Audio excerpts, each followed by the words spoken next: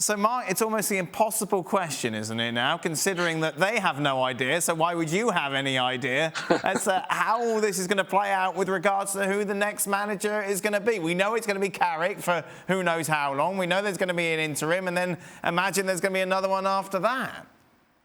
I think they probably watched this show to get an idea who it should be. They probably switched off early on. Yeah, well, look, you're right. I mean, they don't know. If they did know, they wouldn't be hiring a caretaker, then an interim, and then, who knows what. It's a hostage to fortune by having an interim manager, because it could be the same nightmare as the Solskjaer situation. It could come in, do well, Sure. and then they're bounced in to give them the job again. Now, if you have an interim manager, for me, you're just giving the players 6 months off, because the players know that whoever comes in 6 months' time, there'll be another boss and somebody else to impress if they need to impress. So it's just a mess. Now, in terms of the next summer, if you're talking about who United would ideally want, and we're talking about Ed Woodward here, the chief exec who is leaving, so who knows what the next chief exec wants. But Ed Woodward has had a long-term admiration and kind of sense that Mauricio Pochettino is a good fit for Man United. He develops young players, he plays in an attractive way, he fits in with the modern structure of working within a technical director and, leaving people to recruit players. So Pochettino is the guy at the top of the list.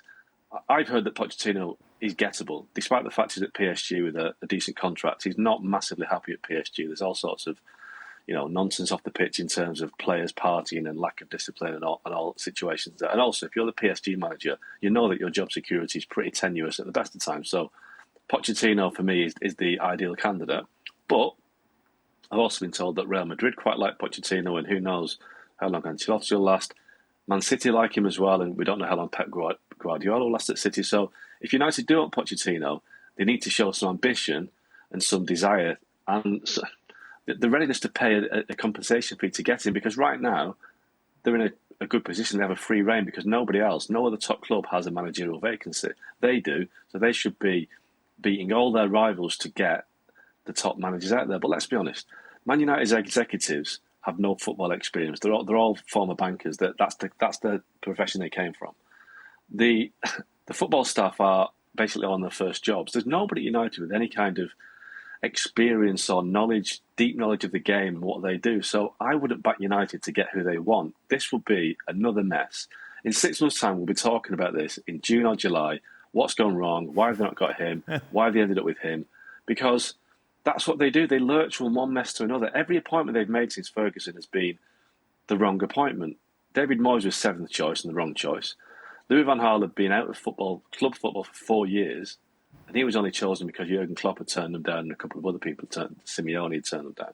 Mourinho was a reactive appointment because Man City had appointed Pep Guardiola, so they had to get someone to react to that.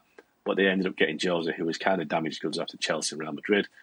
And then Ole came along, and that was, as we've seen, just a mess from 6 months in, really. So I don't have any faith that Man United will get the right manager, and that is a worrying kind of admission. But United don't do things properly anymore.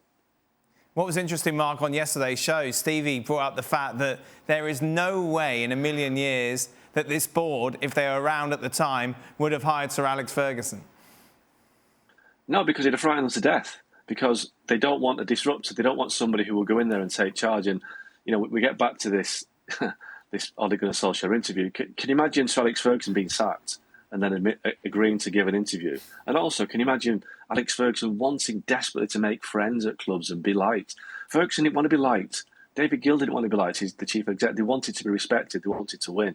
The best thing, winners don't want to be liked. They're happy being resented because they're winning and people are jealous.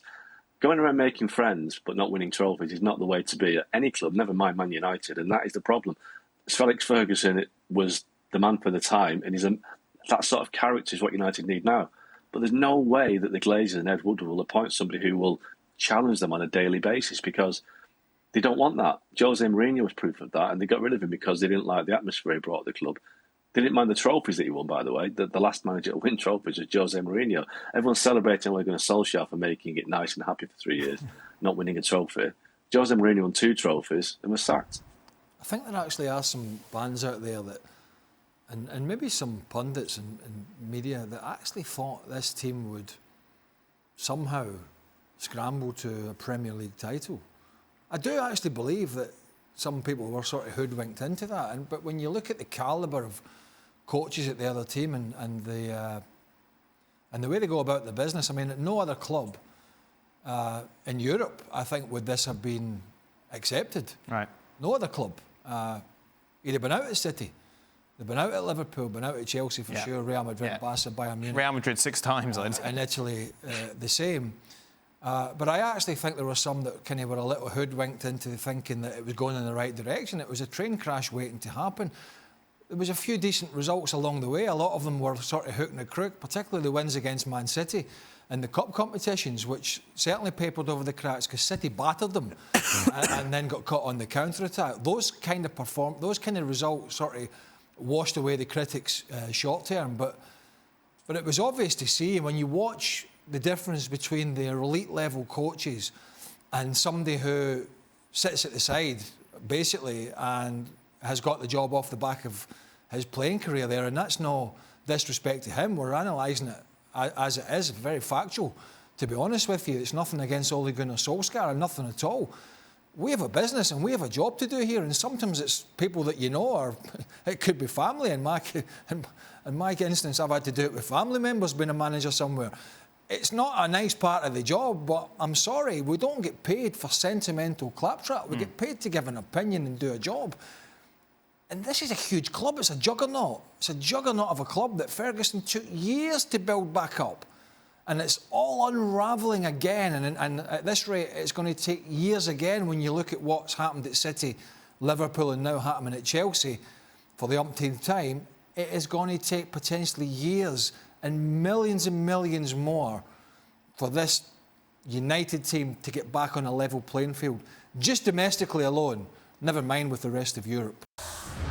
Well, thank you very much for watching ESPN on YouTube. For more sports highlights and analysis, be sure to download the ESPN app. And for live streaming, premium content, and let's not forget as well, ESPN FC 7 days a week. Subscribe to ESPN+.